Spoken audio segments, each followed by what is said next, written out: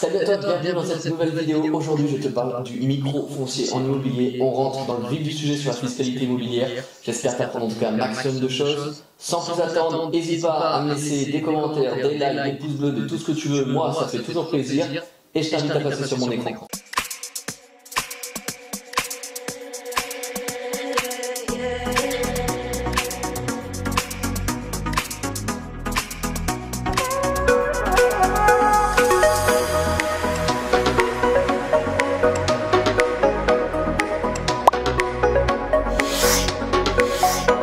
Donc du coup, le régime du micro-foncier, donc en fait on parle de location nue, quand on est dans le régime du micro-foncier. Alors attends, pour que ce soit un peu plus confortable, je vais allumer le diaporama, comme ça sera un peu plus sympathique. Pour toi, regardez, donc le régime du micro-foncier, il est applicable lorsque le revenu brut tiré de la location ou des locations n'excède pas 15 000 € donc à l'année, charges non comprises. Donc ça c'est important quand même de stipuler que ces 15 000 € brut, charges non comprises, c'est juste les loyers qui sont encaissés. Tout simplement. Donc pour l'ensemble du foyer fiscal, quelle que soit la durée de la location, en cours de l'année, c'est-à-dire imaginons, tu loues 15 seul mois ton bien dans l'année et ça te rapporte déjà 15 000 €, bah, il ne faudra pas que ce bien-là, justement, tu le loues 2 ou 3 mois. Tu n'es pas obligé de le louer 12 mois dans l'année pour que ça te rapporte 15 000 €. Un seul mois pourrait suffire par exemple. Donc le régime micro-foncier ne s'applique pas dans certaines situations, notamment dans le cadre situé aux abords d'un monument historique, et si c'est même un monument historique, c'est un logement bénéficiant d'un régime de déduction particulier, je pense notamment par exemple à la convention ANA ou des choses comme ça.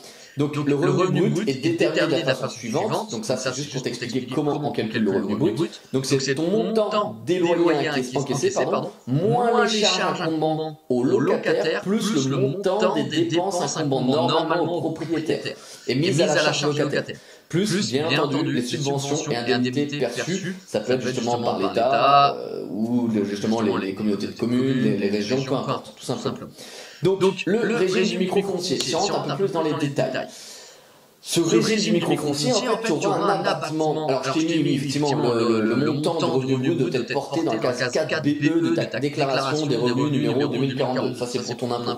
Mais bon, on n'y est pas encore. Ce qu'il faut comprendre quand tu es au micro-foncier, c'est qu'en fait, tu as juste un abattement forfaitaire. Ça veut dire qu'en fait, tu ne pourras pas déduire tout un tas de choses, justement, de ta fourchette imposable et tu auras un abattement forfaitaire donc de 30%. C'est-à-dire qu'imaginons, tu gagnes 10 000 € de revenus locatifs à l'année, parce que tu as bien vu qu'on ne peut pas dépasser 15 000, et bien l'État va partir du principe, non pas que tu gagnes 10 000 € de revenus à l'année, mais tu gagnes en fait que 7 000 € de revenus. Et c'est sur 7 000 € de revenus à l'année où là l'État va payer les prélèvements sociaux et ton taux marginal d'imposition. Ne t'inquiète pas, on va en parler aussi dans la prochaine vidéo parce que c'est hyper important que tu comprennes le taux marginal d'imposition et les prélèvements sociaux, sinon tu ne comprendras pas du tout ton impôt en fait, tout simplement. Donc à savoir que quand tu es dans le micro-foncier, tu ne pourras rien déduire, tu peux amortir, enfin tu peux rien amortir, tu auras un abattement forfaitaire de 30% que l'État va t'accorder tout simplement. Et par exemple, si tu gagnes 10 000, donc ça veut dire qu'aux yeux de l'État, tu gagnes que 7 000, et tu auras donc ta TNI et les prélèvements sociaux qui vont t'appliquer sur les 7 000 € de bénéfices, en fait, tout simplement. Et donc, je l'ai mis en gras, vous ne devez pas enlever vous-même cet abattement de 30% au revenu que tu déclares sur ta feuille d'impôt, tu mets bien 100% de ton revenu brut, c'est l'État qui en fait enlèvera ton 30% d'abattement, tout simplement. Donc que dire d'autre, mis à part que là on est vraiment dans la location nue, ça tu l'as bien compris, mais on est dans la partie de la location nue où finalement on ne peut rien amortir, on est sur l'abattement fiscal de 30%. Tu verras qu'après, quand on va être au régime réel d'imposition, justement dans la location nue, il y a tout un tas de choses qu'on va pouvoir justement déduire, et comme ça nous aura permis, quand nous sommes en nom propre, de voir les deux aspects fiscaux de la location en nu, qui est donc le micro-foncier et le régime réel d'imposition de la location en nu, tout simplement.